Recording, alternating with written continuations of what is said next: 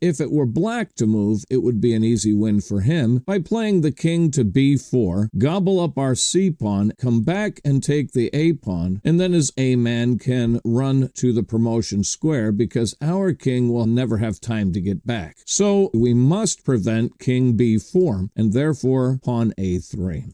He cannot take this pawn because we simply run away if he does. Our inclination might be, hey, let's just come up here and cover the h-man and keep it from going any further, but that would allow a draw. You need to leave the h-man on the board, and therefore we're going to play king g3 and blockade on h3 with our king. Only now do we run our pawn up the board for promotion, and that's all it made us do, but let's go ahead and show why this works and why the other route does not. Why can't we simply play king g5 and stop this pawn dead in its tracks? Well, now after captures and we push, he'll play to h4, compelling us to capture. If we do not capture and simply push, both sides promote on the same turn, and that's going to be a draw.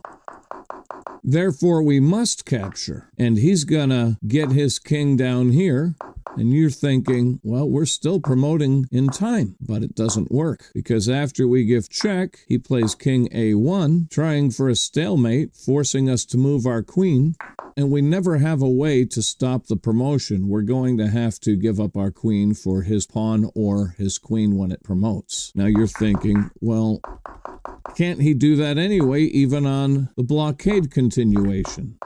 So let me demonstrate that.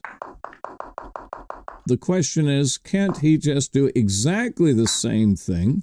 Well, no. If you could teleport the queen to any square right now, which square would you put it on? And the answer is you'd teleport queen to c1 because that is a checkmate. So the objective here is now to get our queen on the c2 square where it can access c1. So queen e5 check, king b1, queen e1 check, king b2, queen b4 check, king a1, queen a3, allowing king b1, queen b3, forcing the king back, and don't play queen c2 here, that's a stalemate. Now we let this pawn run. Important, do not play the king to g2 because then he gains a tempo with check. Instead, king g4, the pawn must push, it's the only legal move, and that's why we left the pawn on the board. Now queen c2, and his pawn is not in time to promote, and there's checkmate, and I hope you learned something today, and let's all say it together. Bada bing, bada boom.